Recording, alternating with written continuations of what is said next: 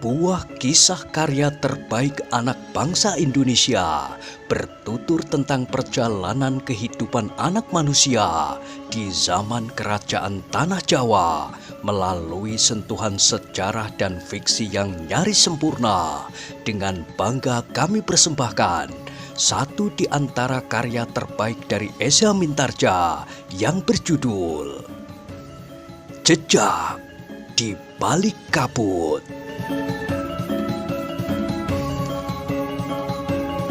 Pada kesempatan yang sangat baik ini, kita masuk pada episode yang ke-111.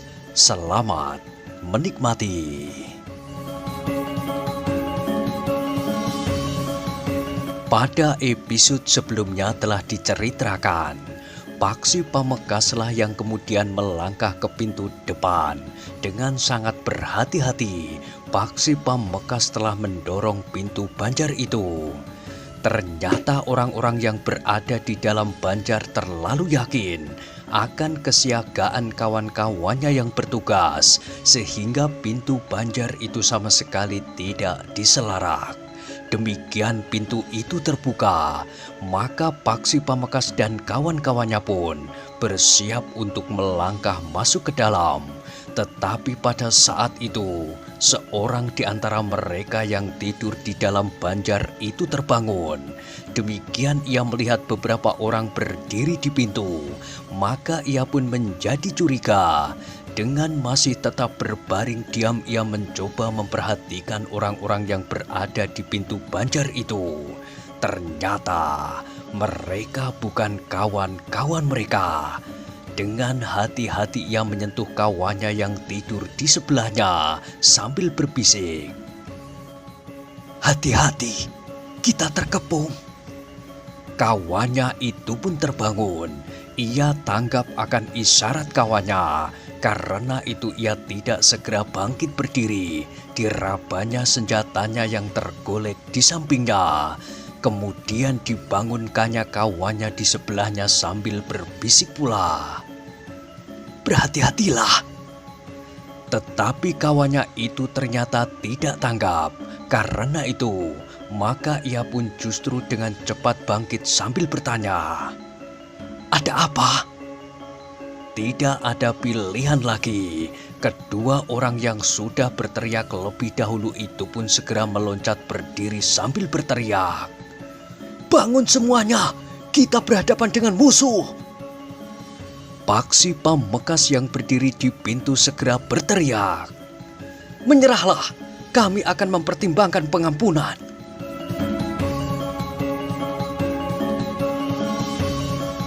Tetapi yang dihadapi oleh Paksi Pamekas adalah pengikut-pengikut Haryo Wisoko yang keras. Karena itu kesempatan yang diberikan oleh Paksi Pamekas untuk membuat pertimbangan ternyata disalahgunakan. Kesempatan itu mereka pergunakan untuk mempersiapkan senjata mereka. Orang-orang yang berada di banjar itu pun segera terbangun semuanya. Mereka segera menghunus senjata mereka. Sementara Paksi Pamekas masih juga berkata lantang, "Menyerahlah, kalian tidak mempunyai kesempatan lagi." Para prajurit yang dipimpin oleh Paksi Pamekas itu menyesali sikap Paksi Pamekas. Seandainya mereka langsung menyerang, maka para pengikut Haryo Wisoko tidak banyak mempunyai kesempatan. Tetapi pemimpinnya yang muda itu telah melakukan satu sikap yang sia-sia. "Sikap itu bukan sikap seorang prajurit dalam keadaan yang gawat," berkata seorang prajurit yang masih berdiri di luar kepada kawannya. "Ia sangat perasa," desis yang lain. Namun seorang justru berkata, "Apakah ia takut bahwa di antara mereka yang ada di banjar ini adalah ayahnya?" Tetapi mereka tidak mempunyai kesempatan lagi. Justru kawan-kawan mereka yang berada di depan pintu butulanlah yang mulai lebih dahulu. Beberapa orang yang berniat untuk keluar dari pintu butulan telah dicegat oleh para prajurit yang berjaga-jaga di muka pintu butulan. Sejenak kemudian maka pertempuran pun telah menyala. Sambil bertempur, Paksi Pamungkas sempat menilai sikapnya. Ia sadar bahwa yang dilakukan adalah kesia-siaan belaka yang justru merugikan para prajurit Pajang itu sendiri. Meskipun demikian, tetapi para prajurit Pajang itu masih juga memiliki kesempatan yang lebih baik.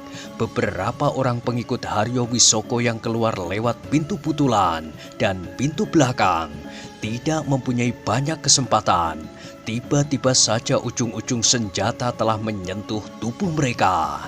Namun demikian, beberapa orang sempat menggapai kentongan. Sehingga sejenak kemudian maka kentongan itu pun segera berbunyi dengan irama yang tidak biasa terdengar di padukuhan itu.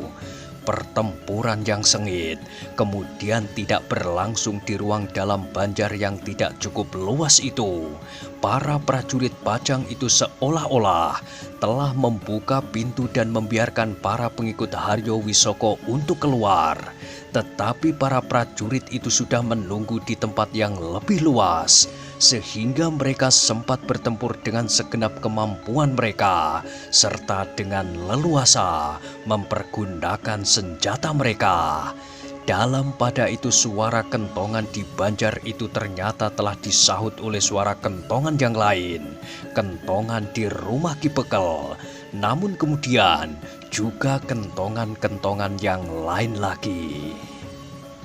Tetapi adalah di luar dugaan mereka bahwa dimanapun para pengikut Haryo Wisoko berada, pasukan Pajang yang sudah siap menghadapi mereka. Karena itu maka pertempuran pun telah terjadi di mana-mana. Kentongan dalam irama khusus itu adalah isyarat sandi para pengikut Haryo Wisoko. Meskipun para prajurit Pajang tidak mengerti arti dari isyarat sandi itu, namun mereka dapat menduga bahwa kentongan itu adalah pemberitahuan bagi para pengikut Haryo Wisoko bahwa musuh telah berada di hadapan hidung mereka. Sebenarnya lah, sergapan prajurit Pajang itu berhasil mengacaukan pasukan lawan. Para pengikut Haryo Wisoko itu tidak segera mampu menempatkan diri, apalagi sebagian dari mereka telah hilang tanpa mereka ketahui. Para penjaga dan para petugas malam itu lenyap begitu saja dari tempat-tempat tugas mereka. Sebenarnya lah bahwa jumlah para pengikut Haryo Wisoko yang berada di padukuhan itu jauh lebih banyak dari prajurit Pajang yang menyerang mereka. Tetapi kedatangan mereka dengan diam-diam menyusutnya satu persatu dari pengikut Haryo Wisoko serta sergapan yang tiba-tiba telah menghancurkan ketahanan jiwa para pengikut Haryo Wisoko itu. Mereka pun tidak dapat mengetahui dengan pasti kekuatan pasukan Pajang yang menyerang mereka. Mereka mendengar teriakan-teriakan dan sorak yang kadang-kadang meledak di mana-mana, sehingga seakan-akan di seluruh padukuhan itu sudah penuh dengan prajurit dari Pajang. Dengan demikian, maka perlawanan para pengikut Haryo Wisoko itu tidak mampu membendung serangan-serangan pasukan Pajang. Beberapa orang pengikut Haryo Wisoko telah terlempar dari arena, sebagian terluka parah, namun sebagian lagi telah terbunuh. Raden Sutowijoyo dengan pasukannya berada di sekitar rumah Ki Pekel. Raden Sutowijoyo mengira bahwa Haryo Wisoko ada di rumah itu. Karena itu maka beberapa orang prajurit telah berusaha untuk langsung masuk ke dalam rumah Ki Pekel bersama Raden Sutowijoyo sendiri. Sementara itu Pangeran Benowo bertempur dengan para pengikut Haryo Wisoko di halaman yang luas dari sebuah rumah yang besar. Prajurit-prajuritnya dengan cepat melindas para pengikut Haryo Wisoko yang terkejut dan menjadi kacau karena tiba-tiba saja ujung-ujung senjata sudah berada di depan hidung mereka.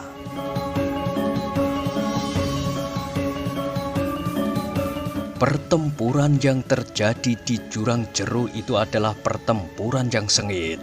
Tetapi para pengikut Haryo Wisoko tidak mendapat kesempatan untuk mengembangkan kekuatan mereka.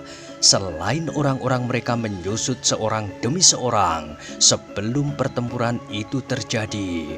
Pertempuran itu sendiri sangat mengejutkan mereka. Mereka tidak bersiap sama sekali untuk memasuki pertempuran yang keras itu. Karena itu maka korban pun berjatuhan. Sementara itu, yang masih mendapat kesempatan berusaha untuk melepaskan diri dari putaran ujung-ujung senjata. Dalam kekalutan itu Raden Sutawijaya masih sempat juga berteriak, "Jika kalian menyerah, maka pertempuran akan berhenti. Kalian tidak akan dihukum mati." Tetapi nampaknya para pengikut Haryo Wisoko itu tidak ingin menyerah, yang masih hidup berusaha untuk meninggalkan arena pertempuran. Yang terdengar kemudian adalah kentongan-kentongan kecil yang berbunyi dengan irama yang lain. Namun suaranya cukup keras menggetarkan seluruh medan pertempuran. Agaknya beberapa orang penghubung dari para pengikut Haryo Wisoko itu selalu membawa kentongan-kentongan kecil yang dapat mereka bunyikan sebagai isyarat dan perintah setiap waktu dan kesempatan. Suara kentongan-kentongan kecil itu menjalar dari halaman rumah yang satu ke halaman rumah yang lain, sambung bersambung. Agaknya irama yang terdengar itu adalah perintah untuk menarik diri dari medan pertempuran. Sebenarnya lah, pasukan yang menurut keterangan para petugas sandi dipimpin oleh Haryo Wisoko itu telah mempergunakan setiap kesempatan yang ada untuk menyingkir dari medan pertempuran. Para prajurit Pajang tidak begitu saja melepaskan mereka, apalagi mereka ingin dapat menangkap Haryo Wisoko, hidup atau mati.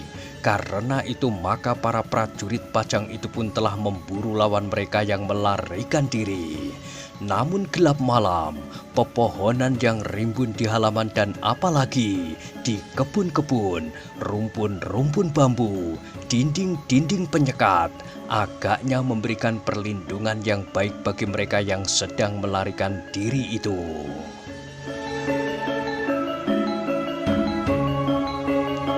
Beberapa orang memang tidak sempat keluar dari padukuhan. Ada di antara mereka yang terluka di punggung, di pundak, lambung, dan bagian-bagian tubuh yang lain. Namun sebagian dari mereka sempat melarikan diri dan tidak tergapai oleh para prajurit dari Pajang. Malam itu juga para prajurit Pajang telah mengumpulkan orang-orang yang terluka dan yang telah terbunuh di peperangan. Bukan hanya para prajurit Pajang, tetapi juga para pengikut Haryo Wisoko. Orang-orang padukuhan yang terbangun dari tidurnya telah dipanggil keluar oleh para prajurit Pajang untuk membantu mereka mengumpulkan mereka yang terluka dan terbunuh. Mula-mula tidak seorang pun yang berani keluar dari rumahnya, namun para prajurit telah menyerukan agar mereka tidak takut. "Kami adalah prajurit-prajurit Pajang yang telah mengusir para pemberontak. Kami hanya ingin minta tolong mengumpulkan orang-orang yang terluka."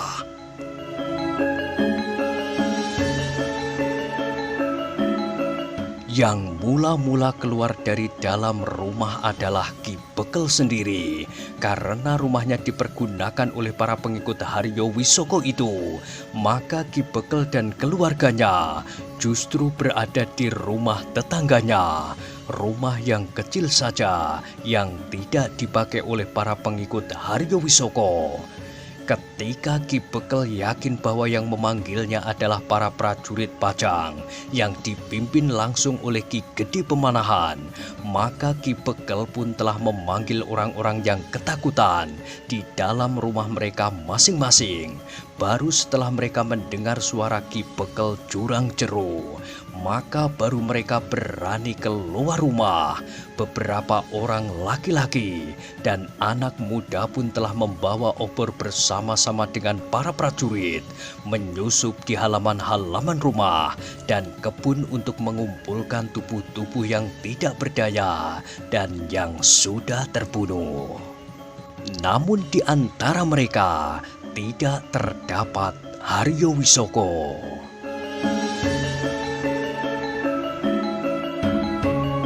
Paman Haryo Wisoko memang licin, desis Raden Sutawijaya. Banyak kesempatan terbuka baginya, sahut Pangeran Benowo. Sekarang apa yang harus kita lakukan? Mengejar mereka. Tetapi mereka pecah tercerai-berai, bertanya Paksi Pamekasan. Tidak, sahut Raden Sutawijaya. Kita tidak memburu mereka sekarang. Demikianlah ketika fajar naik, para pemimpin kelompok prajurit Pajang itu dapat mengetahui beberapa orang mereka yang terluka dan yang telah gugur. Paksi Pamekasan menundukkan wajahnya ketika diketahuinya seorang prajuritnya gugur, 5 orang terluka, seorang diantaranya agak parah, sementara seorang prajurit dari kelompok yang dipimpin oleh Raden Sutawijaya juga gugur.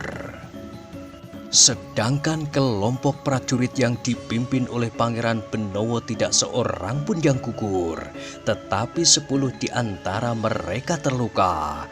3 orang terhitung agak berat.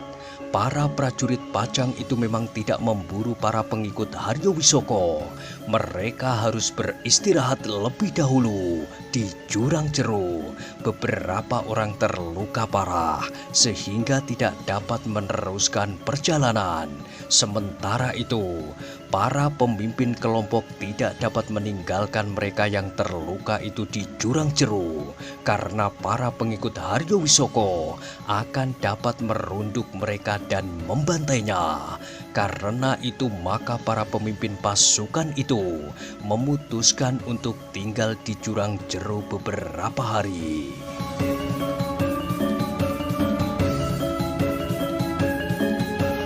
Namun Ki Gede Pemanahan telah memerintahkan para petugas sandi untuk membayangi pasukan Haryo Wisoko itu dan setiap kali memberikan laporan kepadanya. Di hari berikutnya, orang-orang Jurang Jeru menjadi sibuk memakamkan 2 orang prajurit yang gugur. Tetapi mereka juga harus mengubur para pengikut Haryo Wisoko yang terbunuh di pertempuran itu. Mereka yang tubuhnya disembunyikan di semak-semak dan di balik dinding halaman. Bahkan ada di antara mereka yang tubuhnya tersembunyi di bawah gardu-gardu perondaan. Mereka justru terbunuh sebelum pertempuran yang sebenarnya terjadi. Selain yang terbunuh, ternyata banyak para pengikut Haryo Wisoko yang terluka parah dan tidak dapat melarikan diri dari padukuhan itu. Mereka dikumpulkan di Banjar Padukuhan untuk mendapat perawatan. Raden Sutawijaya di Banjar telah berpesan kepada Ki Bekel untuk memperlakukan dan merawat para pengikut Haryo Wisoko dengan baik. Pada suatu saat kami harus pergi, berkata Raden Sutawijaya. Jika kalian memperlakukan para pengikut Haryo Wisoko itu dengan baik, mereka tidak akan mendendam kalian. Ki Bekel itu mengangguk-angguk. Kami masih akan memburu Haryo Wisoko, sehingga kami tidak akan dapat membawa mereka atau menyerahkan mereka ke Pajang. Tetapi di perjalanan pulang, kami akan singgah dan membawa mereka yang masih tinggal di sini. Seperti dipesankan oleh Raden Sutawijaya, maka orang-orang Jurang Jeru memperlakukan dan merawat para pengikut Haryo Wisoko dengan baik. Seorang tabib yang pandai dari padukuhan itu merawat dan mengobati para pengikut Haryo Wisoko sebagaimana ia merawat dan mengobati para prajurit Pajang. Ternyata para prajurit Pajang harus tinggal 2 hari di Jurang Jeru. Mereka masih belum dapat bergerak karena masih ada di antara mereka yang masih belum dapat meninggalkan pembaringan. Sementara itu, para pemimpin prajurit Pajang tidak dapat meninggalkan mereka karena dendam para pengikut Haryo Wisoko akan dapat mencelakai mereka. Meskipun para prajurit Pajang tidak mengusik para pengikut Haryo Wisoko yang terluka. "Tinggalkan kami," berkata seorang di antara yang terluka parah. "Kita tidak dapat mempercayai para pengikut Haryo Wisoko itu. Biarlah apa yang akan mereka lakukan atas kami. Mudah-mudahan orang Jurang Jeru dapat mencegah mereka." "Tidak," berkata Raden Sutowijoyo. "Kalian harus meninggalkan padukuhan ini." Setelah 2 hari berada di Jurang Jeru bersama-sama dengan para pengikut Haryo Wisoko yang terluka, maka pasukan Pajang itu pun bergerak meninggalkan Jurang Jeru atas tuntunan para petugas sandi. Mereka sempat mengetahui bahwa pasukan yang dipimpin oleh Haryo Wisoko itu bergerak ke selatan. "Apakah kita tidak dianggap bersalah jika kita merawat dan mengobati luka-luka para pemberontak itu? Kami adalah saksi bahwa kalian tidak berpihak kepada mereka," berkata Raden Sutowijoyo. "Kalian untuk sementara tidak dapat berbuat lain. Jika kalian menahan mereka seperti tawanan, maka mereka akan mendendam. Sementara kami belum dapat memberikan perlindungan kepada kalian sebaik-baiknya." Ki Bekel mengangguk-angguk. "Jangan cemas bahwa kami akan memfitnah kalian." "Terima kasih atas pengertian Raden," berkata Ki Bekel itu. Namun kemudian Ki Bekel itu pun bertanya, "Apa yang harus kami lakukan jika ada di antara mereka yang melarikan diri selama ditinggalkan oleh prajurit Pajang? Atau bahkan mungkin kawan-kawannya datang untuk mengambil mereka?" "Kalian memang tidak dapat berbuat apa-apa. Kami tahu, jika kalian mencoba mencegahnya, maka padukuhan ini akan mengalami bencana," sahut Pangeran Benowo. "Karena itu, lepaskan saja mereka.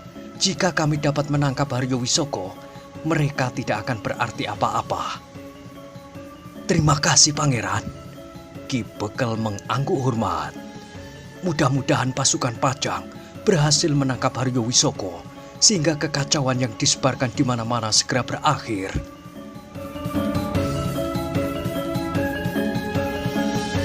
Demikianlah, maka pasukan Pajang itu pun telah meninggalkan padukuhan Jurang Jeru sambil membawa beberapa orang terluka.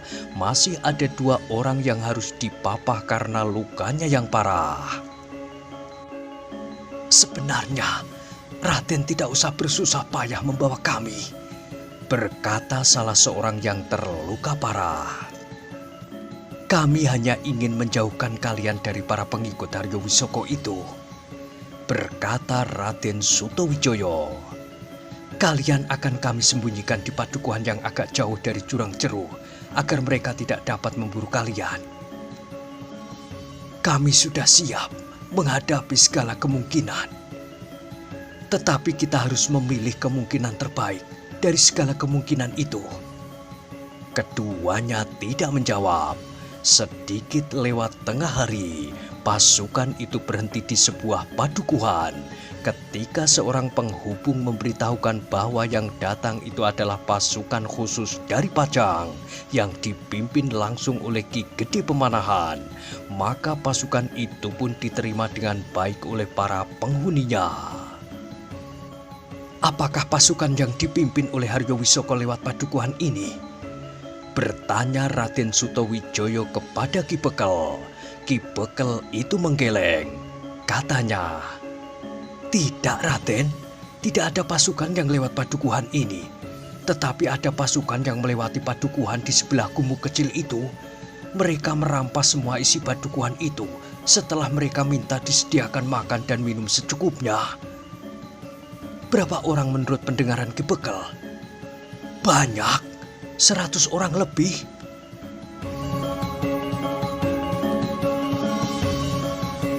Raden Sutowijoyo mengangguk-angguk, sementara Paksi Pamungkas berdesis, mereka sempat mengumpulkan orang-orang mereka yang tercerai-berai.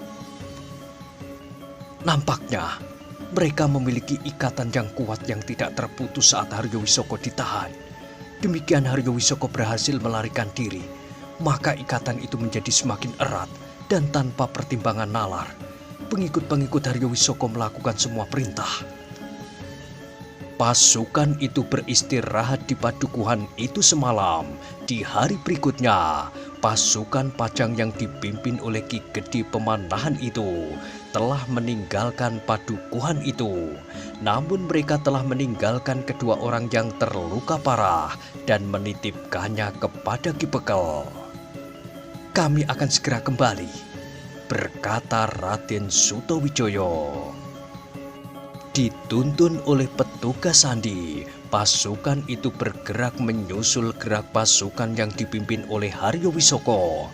Meskipun jarak mereka sudah jauh, tetapi para prajurit sandi mampu mencium jejak pasukan itu. Sehari-hari pasukan Pajang itu pun bergerak terus. Di sore hari menjelang matahari tenggelam, pasukan itu singgah di sebuah padukuhan yang besar.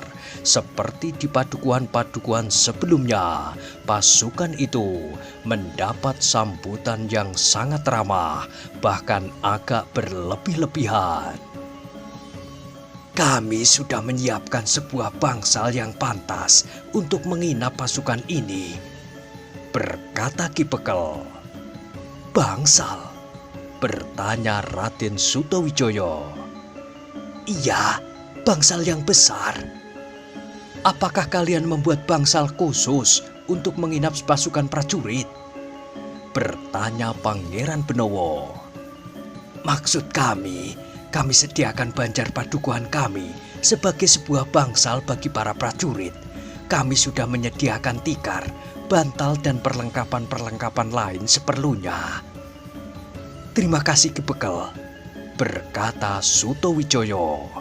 Demikianlah, maka Ki Bekel telah menempatkan para prajurit dan pasukan khusus itu di Banjar Padukuhan, sebuah banjar yang cukup besar yang memang dapat menampung sejumlah 75 orang. Di pendopo, di ruang dalam dan di serambi-serambinya telah digelar tikar pandan yang putih yang nampaknya masih baru. "Silahkan beristirahat sebaik-baiknya. Kami akan menyediakan makan malam bagi pasukan ini." "Terima kasih Ki Bekel." Ketika Ki Bekel dan dua orang bebahu meninggalkan Banjar, Raden Sutawijaya, Pangeran Benowo, dan Paksi Pamekasan telah berbicara dengan pemimpin tertinggi pasukan khusus itu, Ki Gede Pemanahan. "Aku menjadi curiga," berkata Pangeran Benowo. "Sebenarnya lah, ketika senja turun, maka seorang petugas sandi telah menghadap Ki Gede Pemanahan dengan wajah yang pucat berkeringat. "Kami mohon ampun, ada kesalahan dalam pengamatan kami." "Kesalahan apa?" bertanya Raden Sutawijaya. "Padukuhan ini 2 hari yang lalu memang benar dilalui oleh pasukan Haryowisoko itu." "Lalu?" Petugas sandi itu termangu-mangu sejenak. Dipandanginya orang-orang yang ada di sekelilingnya.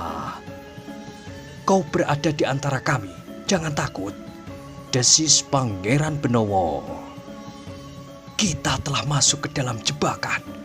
Ki Bekel yang menerima kita itu bukan Ki Bekel dari padukuhan ini yang sebenarnya. Padukuhan ini sudah dikuasai oleh pasukan Haryowisoko. Kita berada di antara mereka."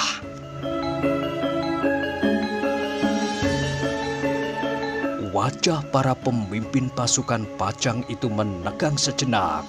Namun Raden Sutawijaya pun berkata, "Baik, terima kasih atas pemberitahuan ini. Tetapi apakah kau yakin?" "Iya Raden, kami menjadi curiga ketika kami datang ke padukuhan ini. Aku dan seorang kawanku telah mencari keterangan. Kami berdua mendapat keterangan yang sama." "Kalian mencari keterangan bersama-sama atau sendiri-sendiri, tetapi mendapat keterangan yang sama?" Sendiri-sendiri, Raden. Di mana kawanmu itu? Masih berusaha untuk meyakinkan. Di mana Ki Bekel yang sebenarnya sekarang? Dibunuh atau ditawan? Kami belum tahu, tetapi kami menduga bahwa Ki Bekel masih berada di rumahnya, tetapi dijaga ketat. Baik, kita harus segera mempersiapkan diri. Berita itu segera disebarkan di antara para prajurit, tetapi dengan sangat berhati-hati dari seorang ke seorang yang lain, sehingga akhirnya semuanya telah mendengarnya. Tunggu perintah selanjutnya, pesan Raden Sutawijaya. Dalam pada itu, petugas sandi itu pun telah minta diri untuk mengamati keadaan dan perkembangan terakhir di padukuhan itu. Sebelum wayah sepi bocah, kalian harus sudah berada di sini dengan para petugas sandi yang lain yang ada di sini. Kami berdua saja di sini, Raden. Mereka mendahului perjalanan kita. Raden Sutawijaya mengangguk-angguk. Katanya, baiklah, tetapi ingat, sebelum wayah sepi bocah, kalian berdua harus sudah berada di sini. Petugas sandi itu pun meninggalkan Banjar Desa, tidak lewat pintu regol, karena petugas sandi itu yakin bahwa regol itu tentu diawasi dengan baik. Sebenarnya lah, menjelang wayah sepi bocah, kedua orang petugas sandi itu telah berada di Banjar itu. Mereka menjadi yakin bahwa keterangan yang mereka dapatkan itu benar. Ki Bekel itu bukan Ki Bekel yang sebenarnya. Sementara itu, pasukan Haryo Wisoko yang kuat telah bersiap untuk mengepung dan selanjutnya menghancurkan pasukan Pajang itu.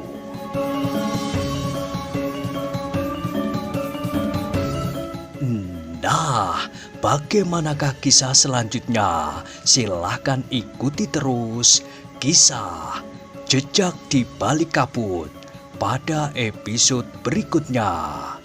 Sampai jumpa.